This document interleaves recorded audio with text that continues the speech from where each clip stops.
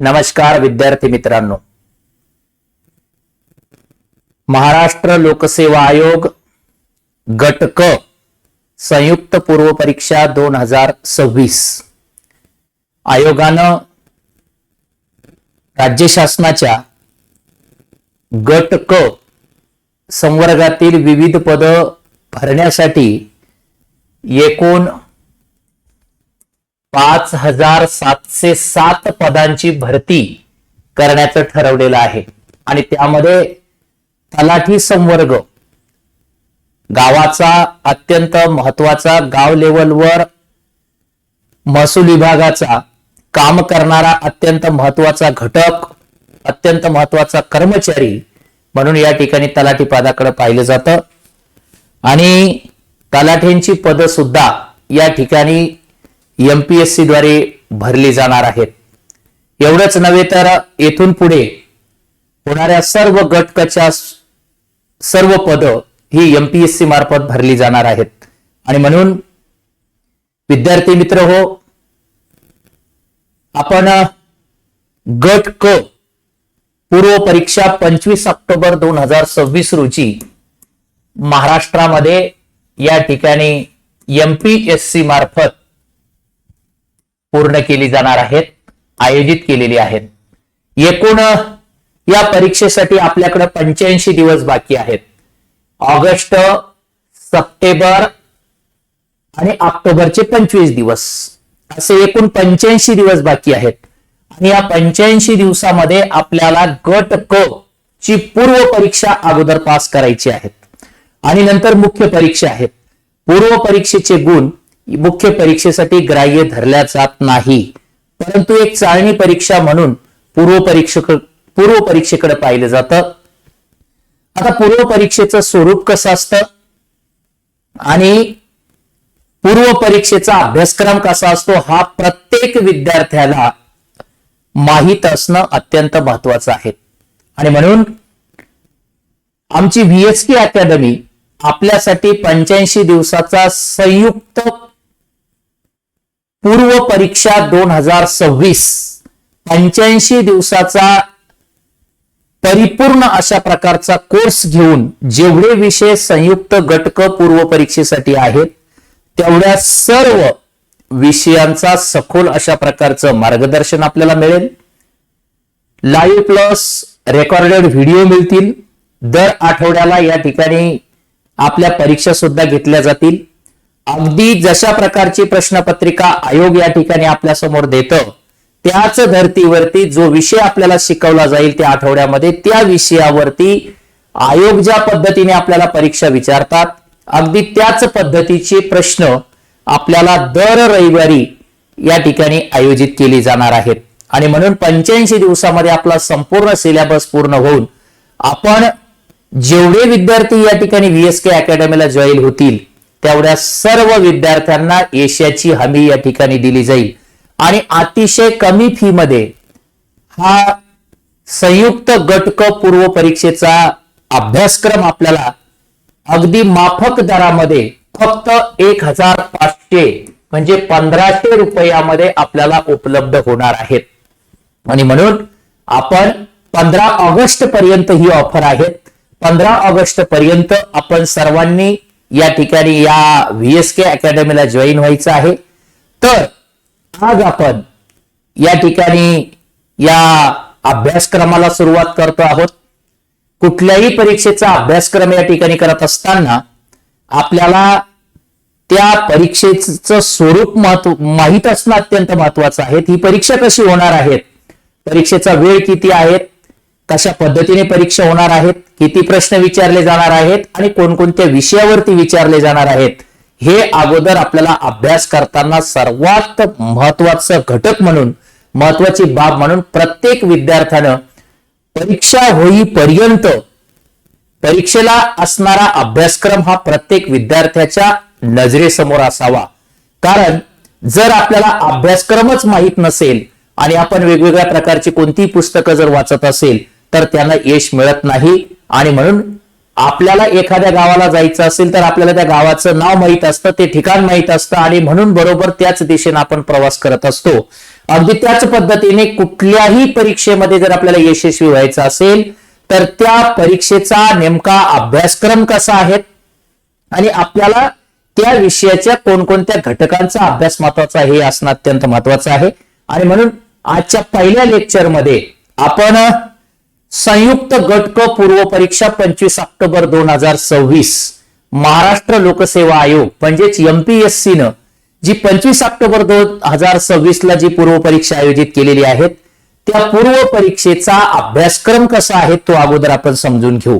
तर विद्यार्थी मित्र हो, सर्वांनी या ठिकाणी काळजीपूर्वक लक्ष द्यायचं आहे. सर्वात अगोदर संयुक्त पूर्व परीक्षा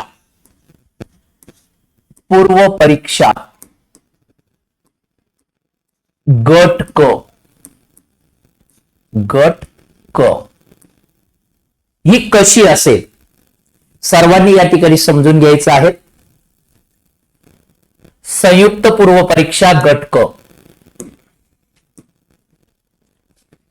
MPSC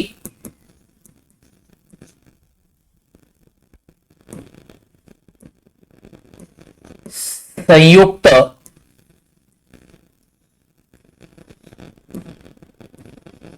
पूर्व परीक्षा गट क ही कशी असेल, याचा अभ्यासक्रम कसा असेल हा आजच्या तासिकेमध्ये आपण समजावून घेऊ.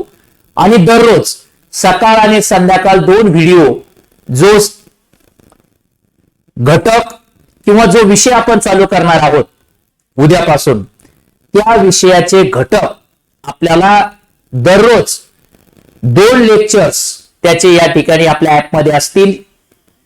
ते YouTube लाईव्ह सुद्धा त्या ठिकाणी असतील आणि रेकॉर्डेड मध्ये सुद्धा असतील. आणि म्हणून आजपासून शिकवला जाणारा सगळा भाग आपल्याला आपल्या ऍपमध्ये रेकॉर्डेड स्वरूपामध्ये उपलब्ध असेल. तर सर्वात अगोदर आपण MPSC द्वारे घेण्यात येणाऱ्या संयुक्त पूर्व परीक्षा 25 ऑक्टोबर 2026 गट क ची प्रश्नपत्रिका कशी असेल, प्रश्नपत्रिकेचं स्वरूप कसं असेल आणि नंतर मग आपण सिलेबस बघू. तर प्रश्नपत्रिकेची वेळ 1 तास, पेपर फक्त 1 तासाचा असतो. गुण असतात 100 गुण आणि या 100 गुणांसाठी तुम्हाला प्रश्न विचारले जातील 100.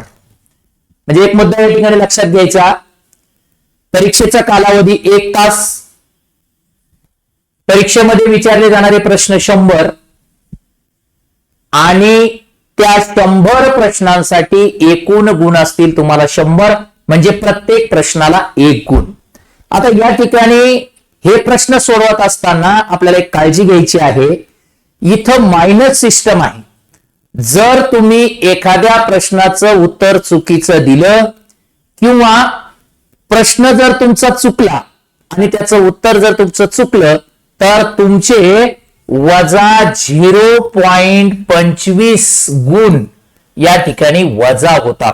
म्हणजे 0.25 म्हणजे काय, जर संपूर्ण प्रश्नपत्रिकेमध्ये जर तुमचे 4 प्रश्न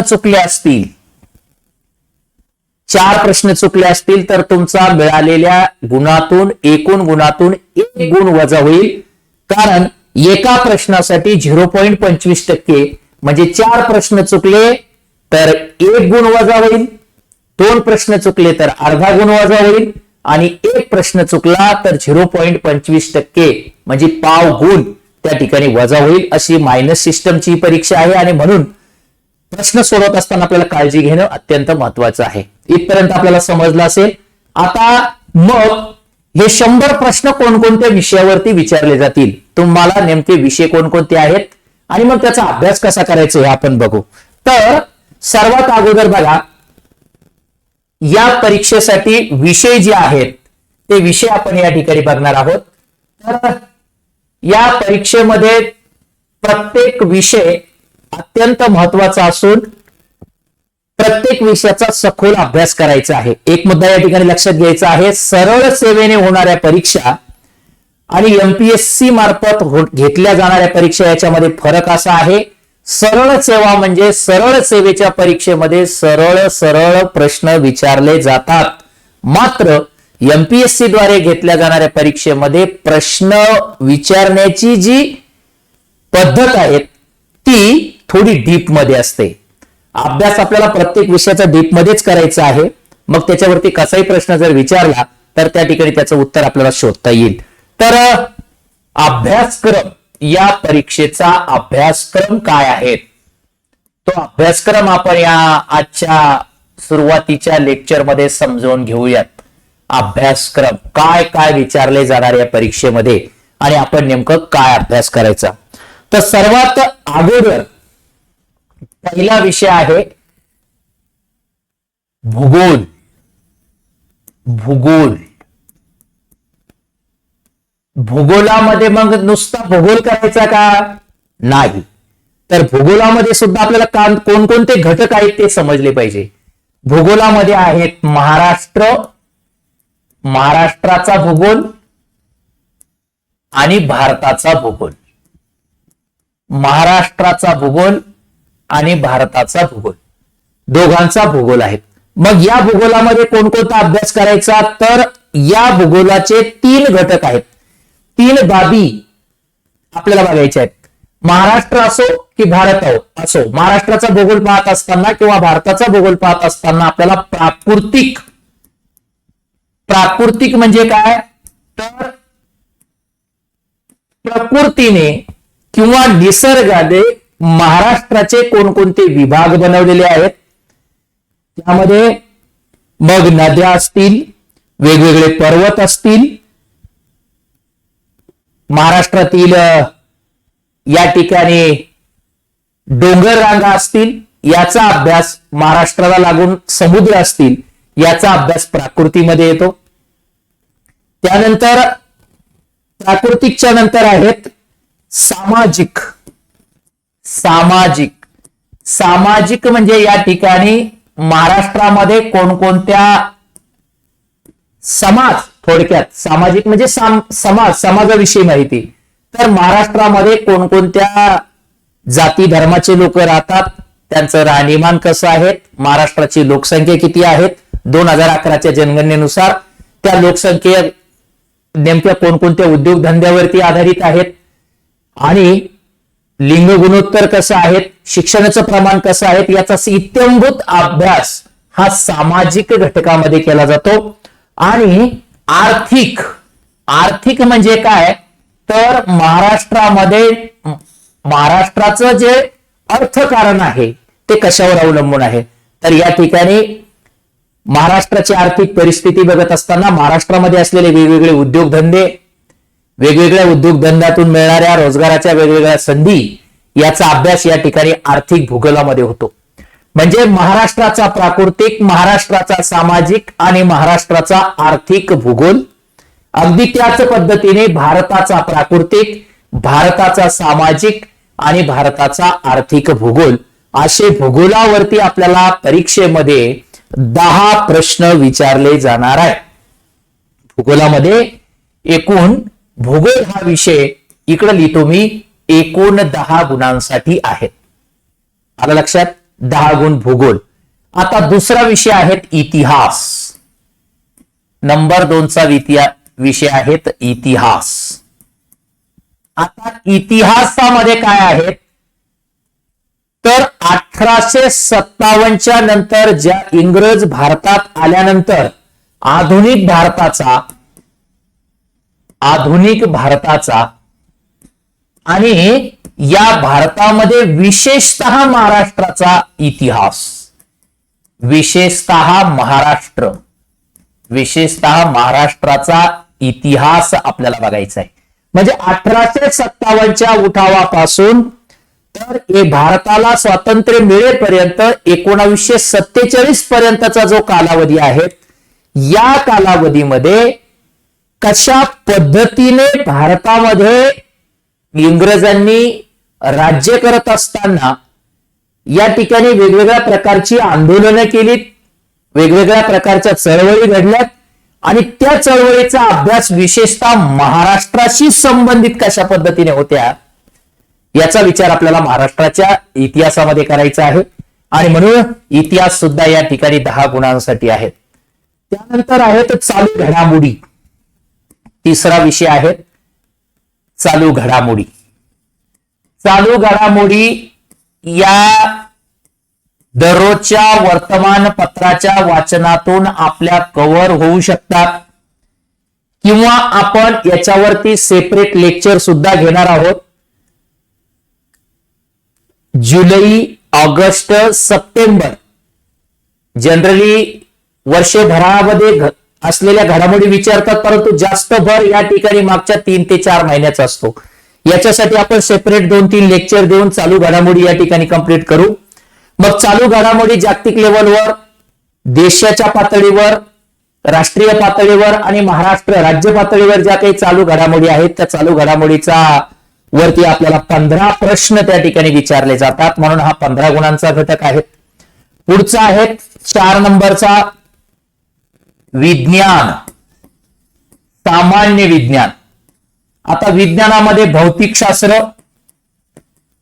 त्यानंतर रसायनशास्त्र आणि जीवशास्त्राचे 3ही शाखा, प्राणीशास्त्र असेल, वनस्पतीशास्त्र असेल आणि आरोग्यशास्त्र असेल, तर या 3ही शाखा जीवशास्त्राच्या ह्या आपल्याला बघायच्या आहेत.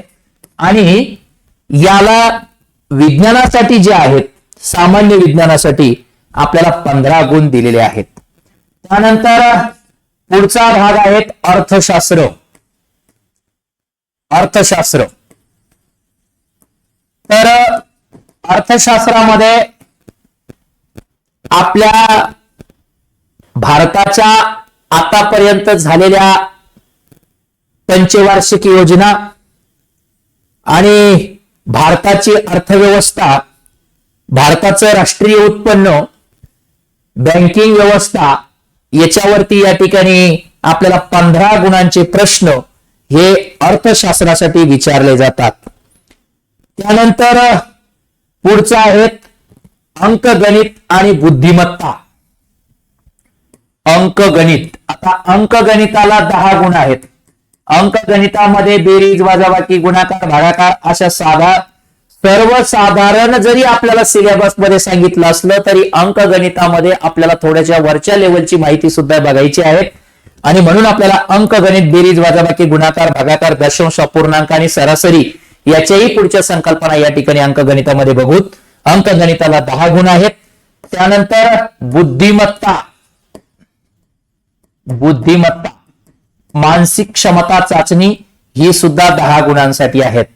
बुद्धिमत्तेसाठी तुमचे अतिशय चांगल्या पद्धतीचे लेक्चर्स करून घेतल्या जाईल.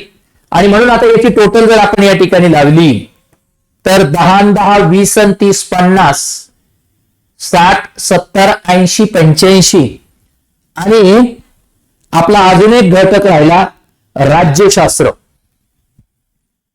राज्यशास्त्राला या ठिकाणी 15 गुण आहेत. राज्यशास्त्र 8वा विभाग आहे तर राज्यशास्त्र. आणि या राज्यशास्त्रामध्ये मग तुम्हाला काय विचारलं जातं तर राज्यशास्त्रामध्ये आपल्या देशाची भारतीय राज्यघटना, घटना दुरुस्त्या कशा केल्या जातात आणि विशेष भर म्हणजे राज्य प्रशासन, राज्याचं प्रशासन कसं चालतं, राज्य विधानमंडळ असेल, संसद, देश पातळीवरची संसद, राज्याचं राज्य विधानमंडळ, लोकसभा, विधानसभा, राज्यसभा, विधान परिषद, त्याचं मंत्रिमंडळ, कायदे कसे तयार केले जातात ही संपूर्ण प्रक्रिया याच्यासाठी 15 गुण असे टोटल एकूण 100 गुण आणि 100 प्रश्न या ठिकाणी विचारले जातात. आणि म्हणून प्रत्येक विषय चांगल्या पद्धतीने समजून घेऊन चांगल्या पद्धतीने अभ्यास आपल्याला या ठिकाणी करायचा आहे. 10 10 20 30 50 50 60 5 65 10 75 85 आणि 15 100 गुण या ठिकाणी होतात. या जसे तुम्हाला गुणदान पद्धतीने जसे प्रत्येक विषय दिलेले आहेत, एकूण 8 विषय आहेत आणि 8 विषयाला अशा पद्धतीचं गुणदान करून दिलेलं आहे.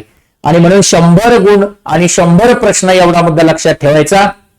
हा संपूर्ण सिलेबस आपल्या डोळ्यासमोर ठेवायचा आणि या सिलेबसच्या अनुषंगानं आपल्याला हाच सिलेबस आपल्याला पुढे पुढे घेऊन जायचा आहे. आणि उद्या आपण या ठिकाणी भूगोल विषयाला सुरुवात करणार आहोत. तर सर्वांनी लवकरात लवकर जास्त वेळ न बघता अतिशय साध्या सोप्या भाषेमध्ये तुम्हाला प्रत्येक विषय शिकवला जाईल. म्हणून प्रत्येक महाराष्ट्र राज्यातील जो विद्यार्थी संयुक्त पूर्व परीक्षेची तयारी करत आहेत अशा सर्व विद्यार्थ्यांना मी नम्र आवाहन करतो की आपण ही आपल्यासाठी आलेली एक सुवर्ण संधी आहे. एकदा संधी गेल्यानंतर ती परत येत नाही. म्हणून जवळजवळ 1,500च्या प्लस तलाठ्यांची भरती या ठिकाणी आहेत, लिपिकांची भरती आहेत आणि म्हणून अशी संधी आपल्याला चालून आलेली आहे. त्या संधीचं आपण सोनं करावं आणि ते करत असताना आपल्याला योग्य मार्गदर्शन आणि योग्य दिशेनं जर अभ्यास करायचा असेल तर आपण जास्तीत जास्त संख्येनं VSK अकॅडमीला या ठिकाणी जॉईन व्हा. अतिशय माफक दरामध्ये, कमी किमतीमध्ये, फक्त 1500 रुपयामध्ये आपण ही बॅच चालू करतोय. लवकरात लवकर सर्वांनी जॉईन व्हा. त्यासाठी जॉईन होण्यासाठी प्ले स्टोअर वरती VSK अकॅडमी नावाचं एक ऍप आहे, ते ऍप डाउनलोड करून घ्या आणि डाउनलोड केल्यानंतर त्यावरती आपला मोबाईल नंबर टाकायचा, OTP भरायचा आणि लगेचच आपण या ठिकाणी त्याला जॉईन होऊ शकता. आणि म्हणून सर्वांना पुन्हा एकदा नम्र आवाहन करतो की आपण लवकरात लवकर आमच्या अकॅडमीला जॉईन व्हा. आणि या ठिकाणी आपल्याला काही अडचण जर आली असेल तर माझा कॉन्टॅक्ट नंबर आहे 87 88 47 52 82. या नंबरला कॉल करा आणि जास्तीत जास्त संख्येनं या ठिकाणी या अकॅडमीला लवकरात लवकर जॉईन व्हा. एवढीच मी आपल्याला विनंती करतो. भेटूया दररोज 2 लेक्चरसाठी. तर उद्या आपण भूगोल विषयाला सुरुवात करू. भूगोल विषयाचं पहिलं लेक्चर प्राकृतिक भूगोल महाराष्ट्रापासून आपण सुरुवात करणार आहोत.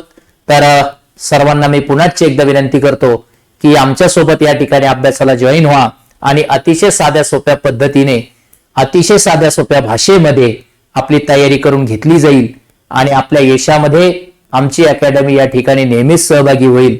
एवढंच मी आपल्याला या ठिकाणी विनंती करतो आणि भेटूया आता आपण उद्याच्या लेक्चरमध्ये भूगोल विषय महाराष्ट्राचा प्राकृतिक भूगोलाच्या संदर्भामध्ये. तर या ठिकाणी आपण आज थांबूयात. भेटू उद्या.